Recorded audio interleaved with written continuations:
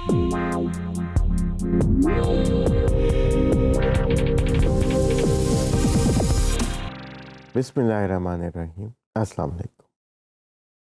हम पाइथन के अंदर पांडास डेटा फ्रेम को स्टडी कर रहे हैं कि कैसे ये लार्ज डेटा सेट्स को रीड करने और मैनिपुलेट करने के लिए इस्तेमाल होता है।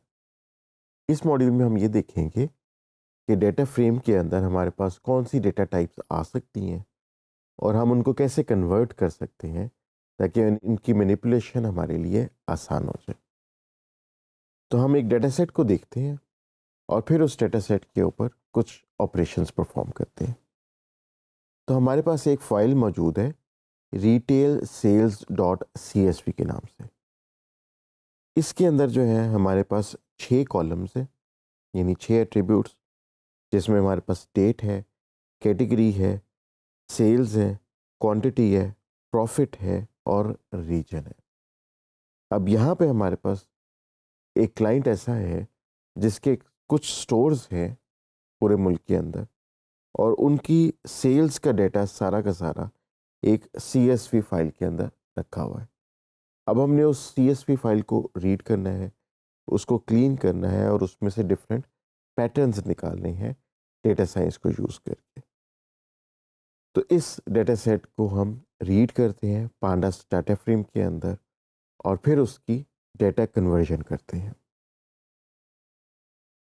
तो हम पाइथन के कोड की तरफ चलते हैं जहाँ पे हम पांडास को इंपोर्ट करते हैं और फिर हम रीड CSV को फंक्शन को यूज़ करते हुए इस CSV फाइल को रीड करके अपने डेटा फ्रेम में ले आते हैं।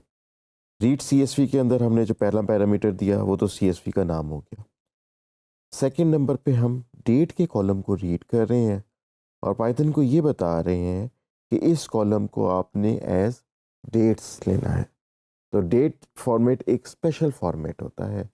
जब हम ये फॉर्मेट स्पेसिफाई कर देंगे तो हमारे लिए डेट्स की मैनिपुलेशन, यानी डेट्स के डिफरेंट पीरियड्स को निकालना आसान हो जाएगा। फिर हमने एक और काम किया, हमने ये बताया कि जो कैटेगरी नाम का कॉलम है ये एक कैटेगोरिकल कॉलम है।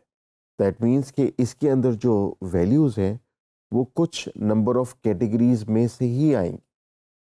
तो इसके अंदर तमाम वैल्यूज़ जो होंगी वो यूनिक नहीं होंगे, बल्कि इसके अंदर 5-10 कैटेगरीज होंगी, उन्हीं की वैल्यूज़ आएंगी। तो इस पैरामीटर को स्पेसिफाई करने से इसकी मेमोरी रिक्वायरमेंट्स बहुत ज़्यादा कम हो जाती हैं कि अगर 10 डिफरेंट कैटेगरीज हैं तो पाइथन जो है उनके अगेंस्ट 10 नंबर्स रख लेगी और फिर उन नंबर्स को स्टोर करना शुरू कर देगी अपनी इंटरनल मैनिपुलेशन के अंदर। तो हम इस कोड को एग्जीक्यूट करते हैं और हमें नज़र आ गया कि हमारे पास डेटा सेट के अंदर 1825 रोज़ हैं और 6 कॉलम्स हैं और कॉलम्स जो हैं उनकी तफसील यहाँ पे हमारे पास 0 to 5 दर्ज है। मेमोरी यूसेज जो है हमारा 73.4 किलोबाइट से ज़्यादा हो गया। अब हम एक तो काम ये करते हैं कि कुछ कॉलम्स को हम टू न्यूमेरिक के फंक्शन से न्यूमेरिकल कॉलम्स के अंदर चेंज कर सकते हैं। तो कुछ अगर हमारे पास ऐसे न्यूमेरिकल कॉलम्स हैं जो एज टेक्स्ट कॉलम्स रीड हो गए हैं तो टू न्यूमेरिक के फंक्शन से हम उनको न्यूमेरिकल फॉर्मेट में, यानी इंटीजर या फ्लोट फॉर्मेट में कन्वर्ट कर सकते हैं। तो यहाँ पे हम प्रॉफिट के कॉलम को कन्वर्ट करते हैं इनटू अ न्यूमेरिकल फॉर्मेट। तो इस फंक्शन से हमने उसको न्यूमेरिकल फॉर्मेट में कन्वर्ट कर लिया और प्रॉफिट का जो हमारा कॉलम है वो फ्लोट 64 फॉर्मेट में हमारे पास आ गया।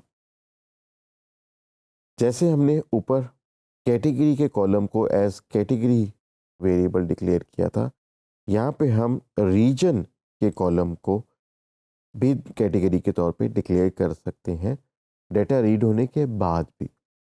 तो यहाँ पे हमारे पास डेटा रीड हो चुका है जिसमें रीजन का जो हमारे पास कॉलम है वो ऑब्जेक्ट फॉर्मेट में है, यानी स्ट्रिंग फॉर्मेट में। हम उसको ये बताते हैं कि भाई इसको कैटेगरी टाइप फॉर्मेट पे चेंज कर दें, जिससे हमारी मेमोरी रिक्वायरमेंट्स काफ़ी कम हो जाएंगी। तो उसके लिए हमने एज टाइप का फंक्शन यूज़ किया और उसके अंदर बता दिया कि इस कॉलम की टाइप को कैटेगरी टाइप में कन्वर्ट कर दें। जब हमने इस कोड को एग्जीक्यूट किया तो अब हम ये देख सकते हैं कि जो हमारा रीजन का कॉलम है वो कैटेगरी कॉलम बन चुका हुआ है, और साथ ही हम देखते हैं कि हमारी मेमोरी यूसेज भी ज़रा कम होगी। अब हम जब इसको रीजन को प्रिंट करते हैं और इसकी मेमोरी यूसेज को देखते हैं, तो इसकी मेमोरी यूसेज जो है वो 2343 हो चुकी है।